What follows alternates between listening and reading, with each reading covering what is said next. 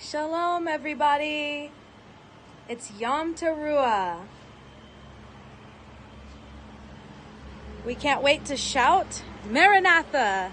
The great day of Yahuwah is coming. The King is coming. The Longhorn from Texas. Shofar.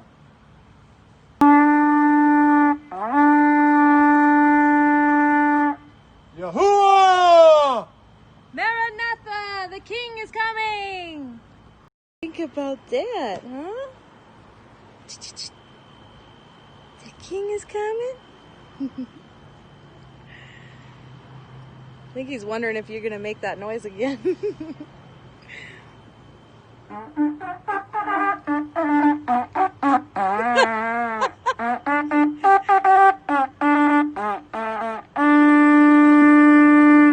And they're off! Oh, that ain't the horse races.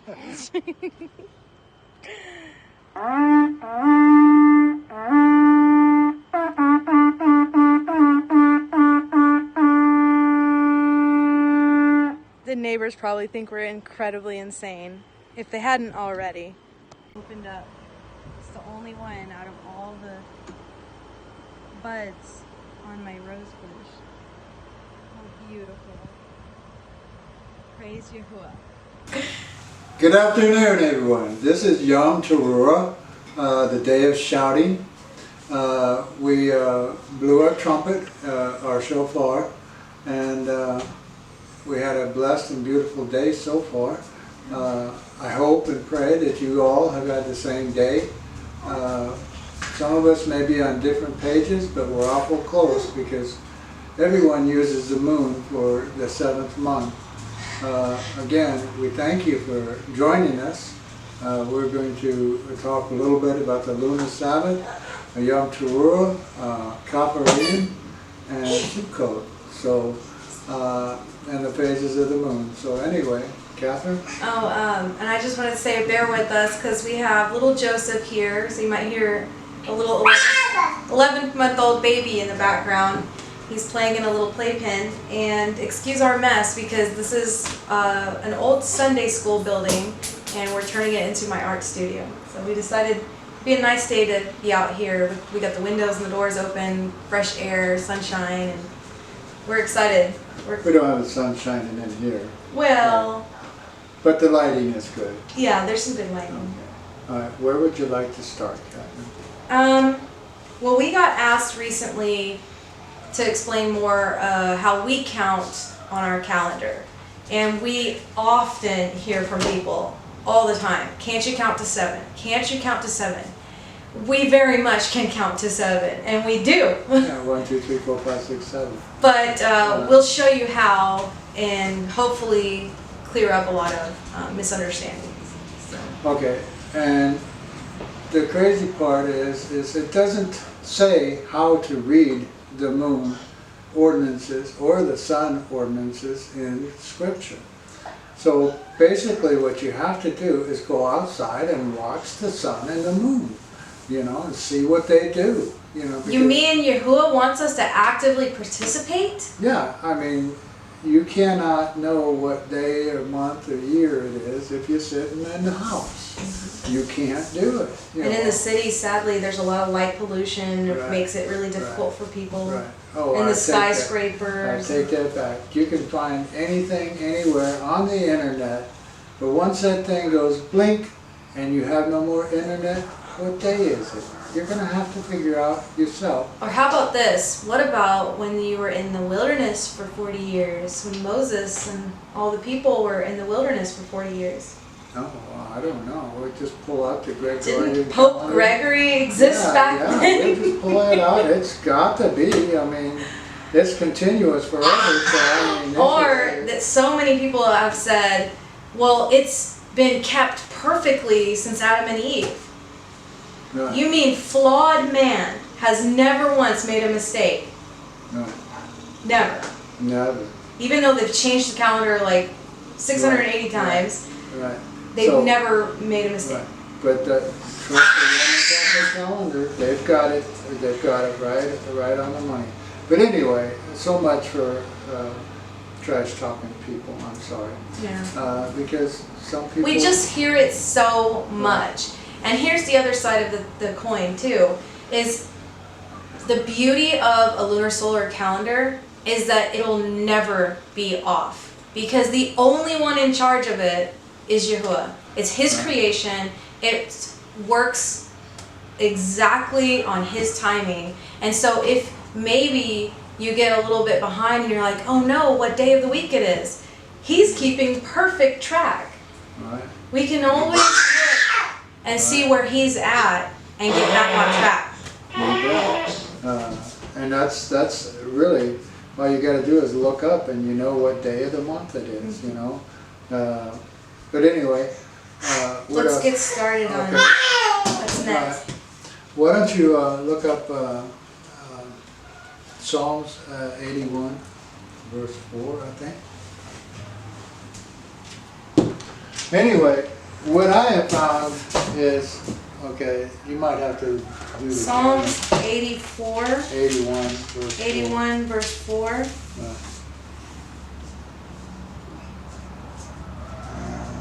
Let's see.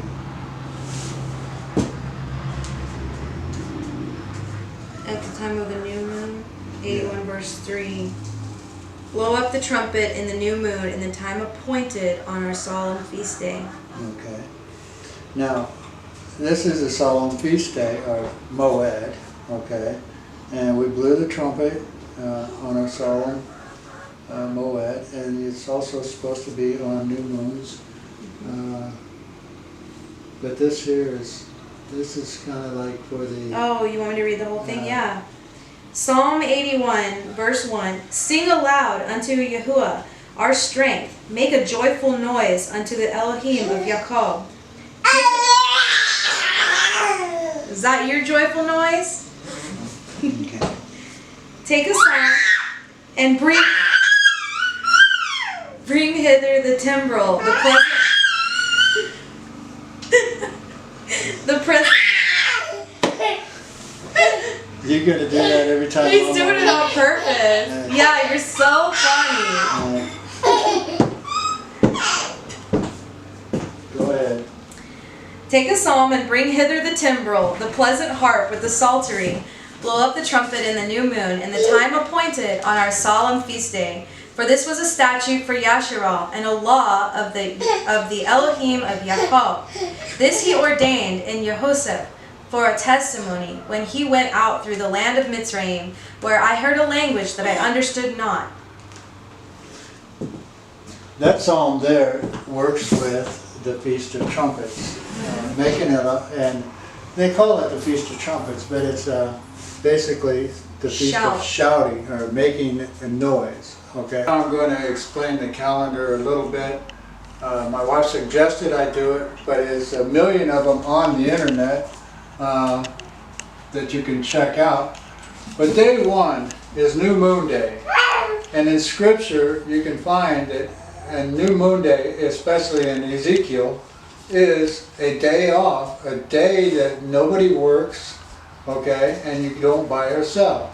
Now that's a New Moon Day, so it cannot be a Sabbath, okay? It's always the first day of the month, and we're going to be doing new moons to new moons, even in the Millennial Kingdom.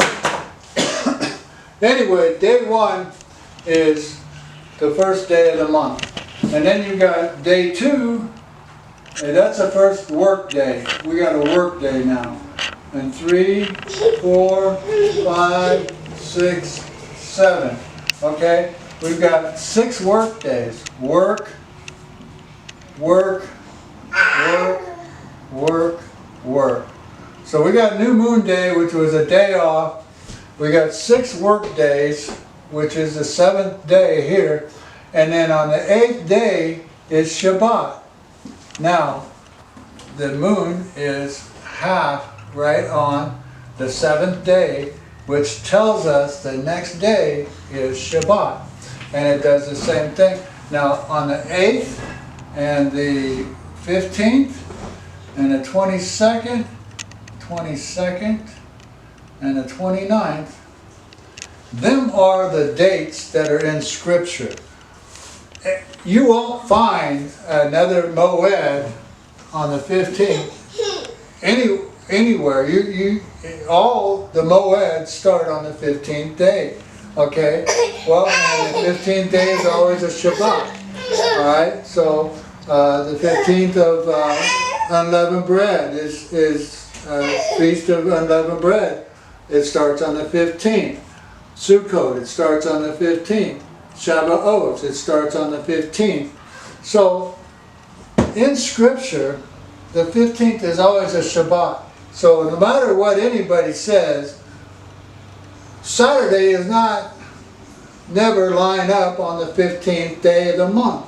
It never does. Well, maybe once or twice every other year or something like that. But our moeds are always on the 15th. But this one here, we've got a Shabbat here on the 8th. And then we got 9, 10, 11, 12, 13, 14, and 15. So we got work day. We got 6 work days, and then the Shabbat again. Okay, and it goes on. And on prep day, what'll that moon look like? Oh, right here on always the day before the 15th is a full moon. Okay. Every single time. Every single time, the 14th day is a full moon for 12 months. Okay, that's it. It's a perfectly timed clock. That's what the moon is. It has not changed in 6,000 years. On the 14th day of every month, it is a full moon. Now, the next day of every month is a Shabbat. And you can see the 15th in Scripture everywhere. So then we got 16, 17, 18, 19, 20, 21, and 22. 6 work days. And right here would be a half a phase again. Okay, so we got half a phase. Okay, right here we have on day 1, new moon day, we have a sliver right here. The tiniest little hair of a moon showing. Little hair up here on day 1, we have a sliver. Okay, and here there's no moon or no moon at all, and here there's more moon than too much moon. So you'll know the first day of the month. But anyway, we've got 6 work days, Shabbat. 6 work days, Shabbat.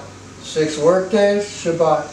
Okay? And then the last one is 23, 24, 25, 26, 27, 28, and 29.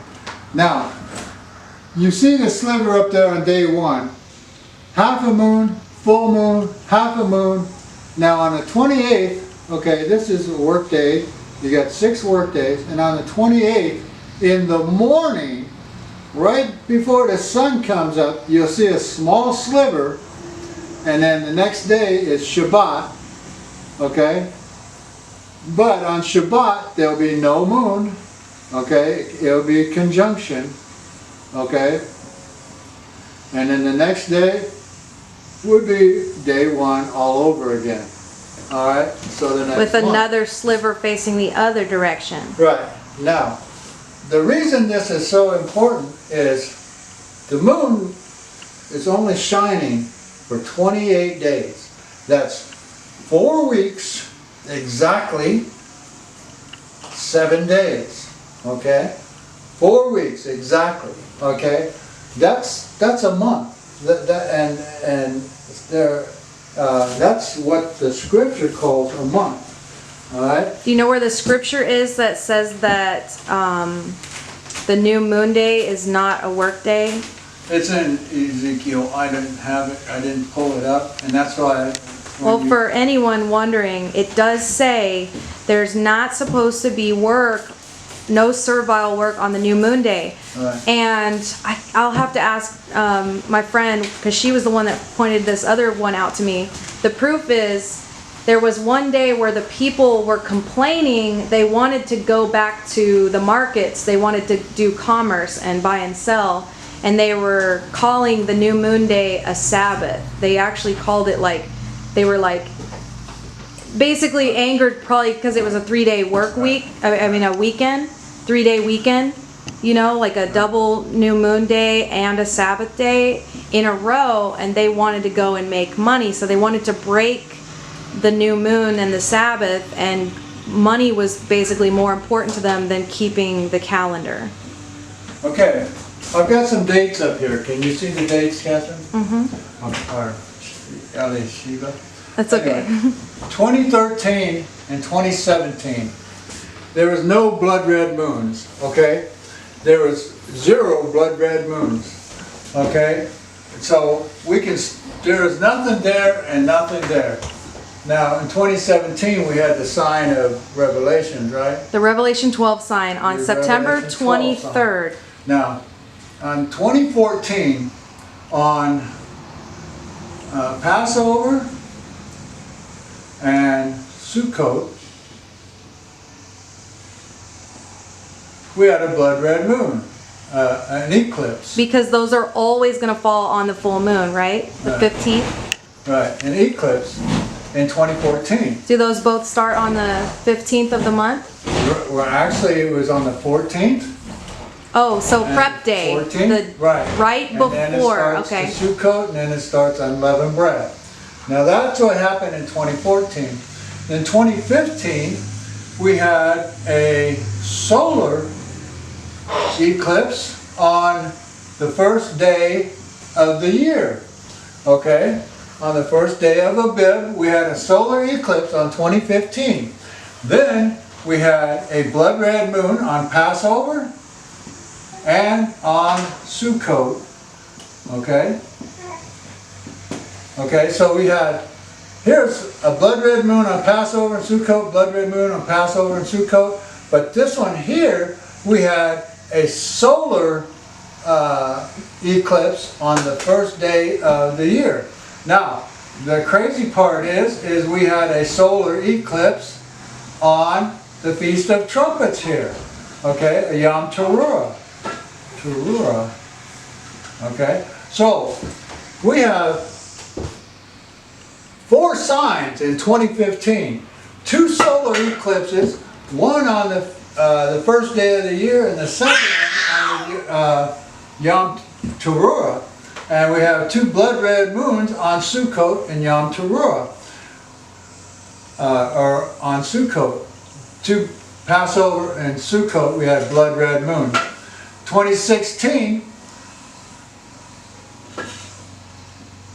same thing. First day of the year, we had a solar eclipse. Okay? And we had at Passover, we had a blood red moon. Okay?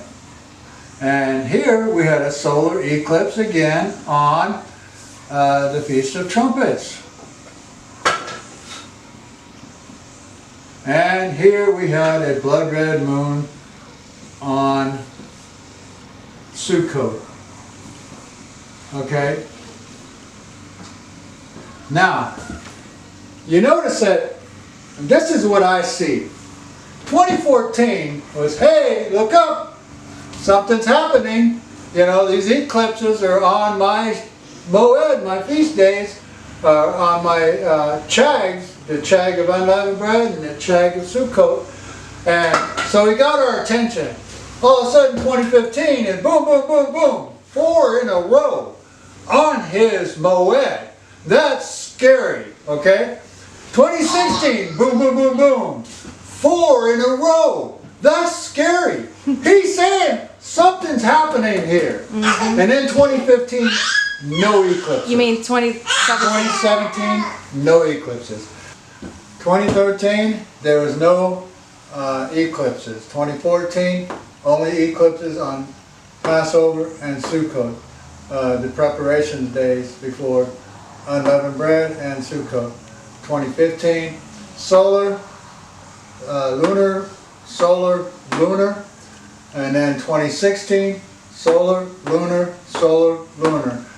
It's all in the records. You can check it out. And then the Revelations 12 sign happened in Revelations 12 happened in 2017, but there were no blood red moons or solar eclipses landing on the Moed, or the feast days, if you want to call it that. And the day of Revelation 12 was September 23rd, now, for anyone watching.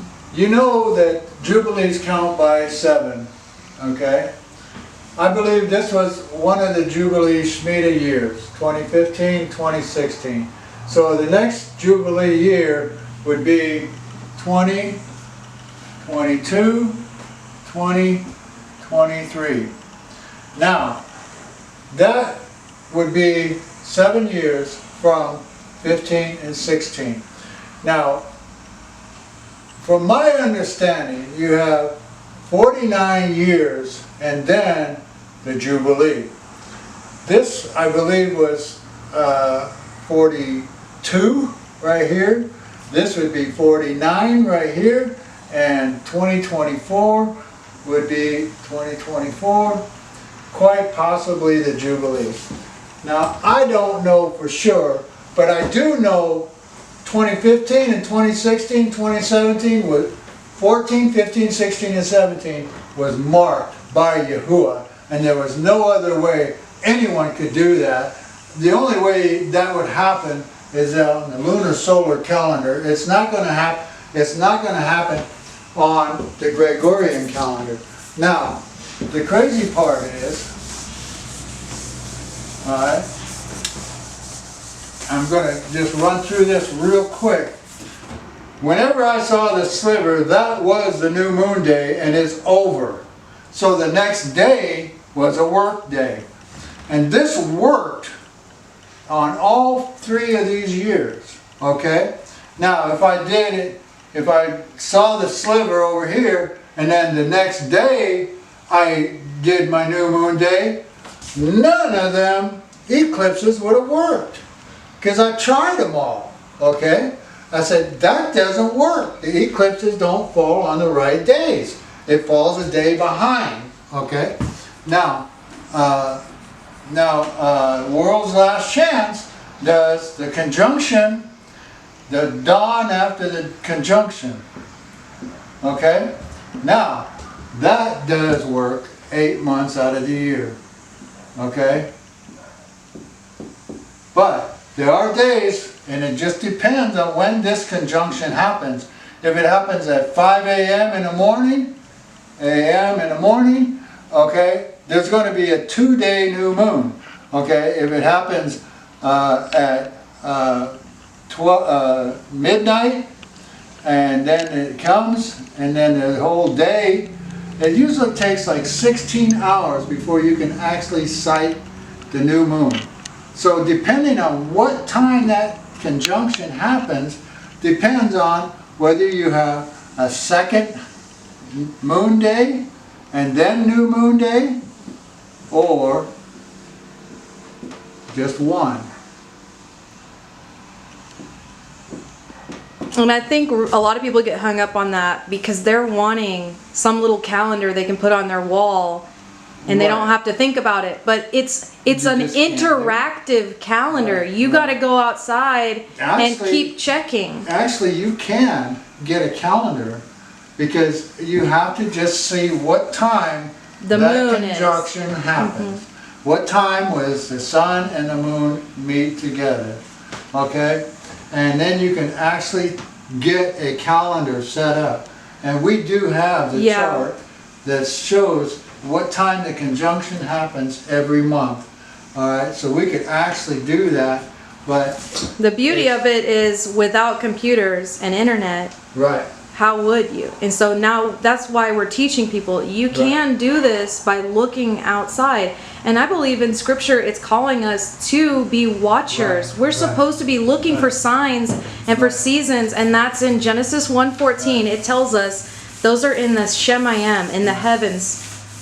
The stars, the moon, and the sun are for signs and for seasons. We should be watching them. What I just explained to you was my observation, okay? I observed this myself. I didn't take it from someone else's calendar. I didn't take it from someone's teaching. this is what I observed. And here's the kicker, and this is what kicked me in the head, okay? Psalms 104 verse 19. He appointed the moon for this moed. It says seasons, but if you look that up, it says moed, the appointed times of Yahuwah. And that moon there is Yarak. So it's not Kodesh or anything else. It's Yarak for the moed. And Shemesh, sun, knows it's going down. But the bottom line is he says right here, and another place too, that the moon is for the moed. And then I go back to Leviticus chapter 23, and it says, these are my moeds. And then he describes the Sabbath first, and then he describes Passover, and then he describes unleavened bread. But he says, these are my moed. And Sabbath is the first one. And it's $1 million question, you know, that all Messianics and all Orthodox Jews have to answer. Is the Sabbath a moed? And if it is, do you keep it by the moon? Because that was my question for myself. And I say, it says the moon is for the moed, the Sabbath is a moed, and a discussion for me. But everyone else, they have to make that up their own decision, because it is a moed. It is an appointed time of Yahuwah. And yes, I can count to 7. And what I just showed you about the phases on the board here, it's not in Scripture. It's not anywhere. You got to look up. But once you see that the moon is lit for exactly 28 days, 4 weeks of 7, it's just coincidence, okay? It's just a pretty light in the sky. It's just a decoration, and it serves no purpose. But I love you, and thank you for listening to me rant and rave. Bye.